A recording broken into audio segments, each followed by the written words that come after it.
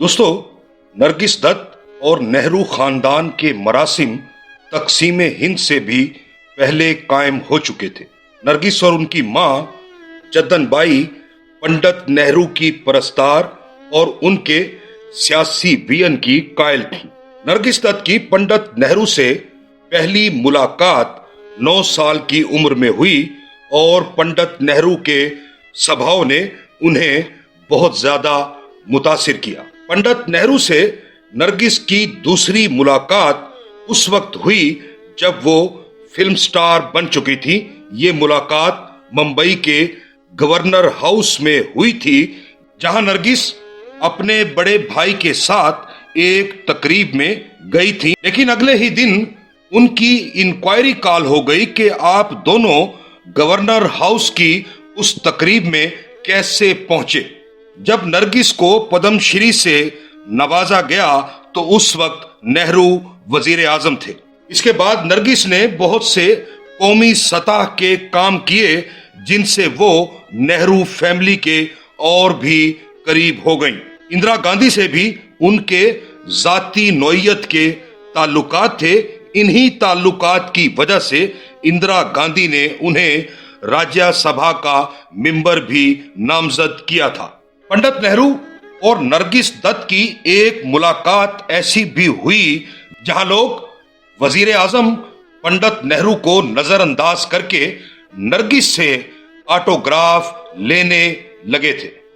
आज की यात्रा में हम नरगिस दत्त की एक ऐसी तहरीर शामिल करने जा रहे हैं जो उन्होंने पंडित नेहरू से अपनी मुलाकातों के हवाले से लिखी थी।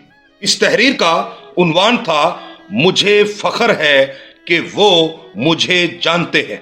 नरगिस दत्त ने 1935 में जिस पहली फिल्म में काम किया था वो उनकी मां जद्दन बाई की बनाई हुई फिल्म तलाशे हक थी। उस वक्त नरगिस की उम्र सिर्फ 8 साल थी। 1936 में जद्दन बाई ने फिल्म दिल की पुकार बनाई, जिसमें जद्दन बाई, नरगिस के वालिद मोहन बाबू, बेबी रानी और उनके 2 भाइयों अख्तर हुसैन और अनवर हुसैन ने भी काम किया था। दिल की पुकार का जिक्र इसलिए भी अहम है कि इस फिल्म के प्रीमियर शो में शिरकत करने के लिए पंडित नेहरू को भी इनवाइट किया गया था। पंडित नेहरू को इनवाइट करने के लिए जद्दन बाई के साथ नरगिस भी गई। पंडित जी ने इस चुंधियाई हुई आंखों, लंबूतरे चेहरे और सूखी टांगों वाली गुड़िया के सर पर शफकत का हाथ रखा और नरगिस उसी वक्त से पंडित जी की मद्दाह बन गई। और नरगिस की नेहरू खानदान से ये वफादारी मरते दम तक कायम रही।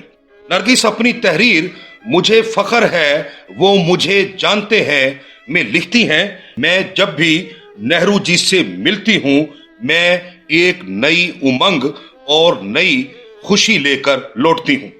मुल्क को आजाद हुए अभी कम अरसा ही गुजरा था कि एक दिन मेरे बड़े भाई अख्तर हुसैन के नाम गवर्नर हाउस से एक दावतनामा आया।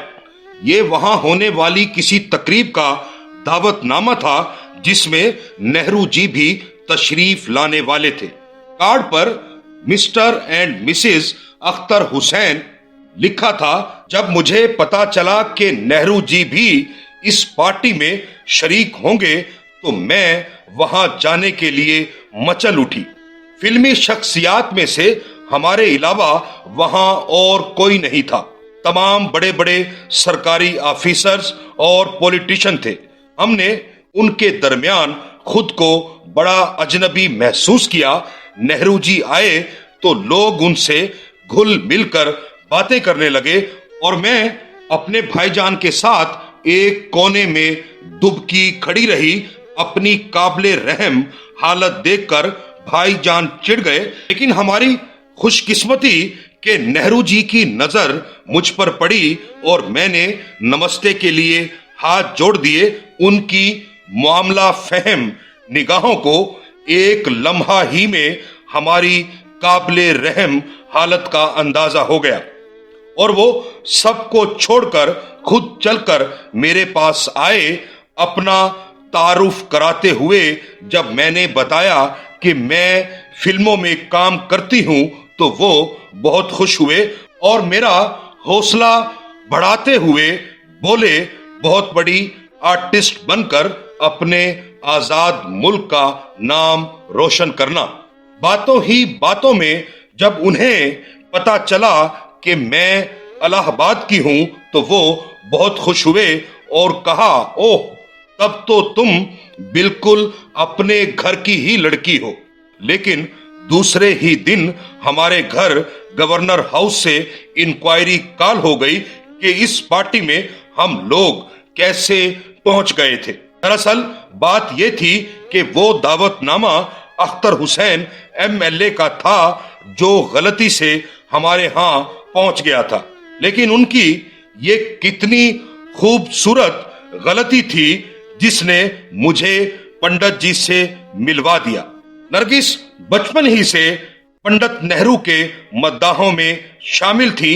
इसी तरह पंडित नेहरू जो फन को समझने का आला ज़ौक रखते थे भी नरगिस के मद्दाह थे और वो इस बात को महसूस किए बगैर नहीं रह सके कि नरगिस दीगर फिल्म स्टार से बहुत मुख्तलिफ है। 1962 में नरगिस ने अपने शौहर सुनील दत्त के हमरा कल्चरल टूर किए और सरहद पर जाकर हिंदुस्तानी फौजी जवानों की हौसला अफजाई की और ये सब कुछ अपनी जान का रिस्क लेकर किया क्योंकि चीन उस वक्त आसाम की सरहद तक पहुंच चुका था। ये बातें भी पंडित नेहरू के दिल पर असर कर गईं। नरगिस दत्त लिखती हैं, जब मुझे पद्मश्री अवार्ड दिया गया उस तकरीब में पंडित नेहरू भी मौजूद थे। अवार्ड लेने से पहले अवार्ड लेने की रिहर्सल की गई, लेकिन जब मैं राष्ट्रपति से अवार्ड लेने के लिए बढ़ी तो कदम दाएं बाएं रखने में कुछ गड़बड़ हो गई। मैंने सोचा किसने ध्यान दिया होगा, लेकिन उस वक्त मेरी हैरानी की इंतहा न रही जब नेहरू जी खिलखिलाकर बोले, बड़ी एक्ट्रेस तो बनती हो, मगर इस वक्त कितनी नर्वस हो गई थी, बाईं तरफ कदम रखना ही भूल गई। शर्म की लाली मेरे चेहरे पर दौड़ गई, लेकिन उसी वक्त मेरा हौसला बढ़ाते हुए बोले कि कोई बात नहीं, भारत रत्न का एजाज लेते हुए मेरे साथ भी ऐसा ही हो गया था। नरगिस दत्त मजीद लिखती हैं, मुझे वो लम्हा भी याद है जब मैं नेहरू जी से मिलने उनकी रिहाइश गाह पर गई थी। उस दिन बहुत से स्टूडेंट्स भी पंडित जी से मिलने आए हुए थे। गुफ्तगू के दौरान पंडित जी मेरे साथ ही बाहर निकले। मुझे देखते ही स्टूडेंट्स ऑटोग्राफ लेने के लिए मेरी तरफ लपके तो मैं खुश होने के बजाय झल्ला उठी। मुझे बिल्कुल अच्छा नहीं लगा कि इतनी बड़ी शख्सियत के सामने मुझसे ऑटोग्राफ लिया जाए, सो मैंने ऑटोग्राफ देने से इनकार कर दिया। लेकिन नेहरू जी की अजमत देखिए, वो मुस्कुराते हुए बोले, दे दो भाई, अब मना करने से कोई फायदा नहीं, मुझे अपनी असली हालत का पता चल गया है। और सब खिलखिलाकर हंस पड़े। दोस्तों, ये थी हमारी आज की यात्रा। अगर आपको हमारी ये यात्रा पसंद आए तो अपने दोस्तों से भी शेयर कीजिए और हमारा चैनल भी जरूर सब्सक्राइब कीजिए।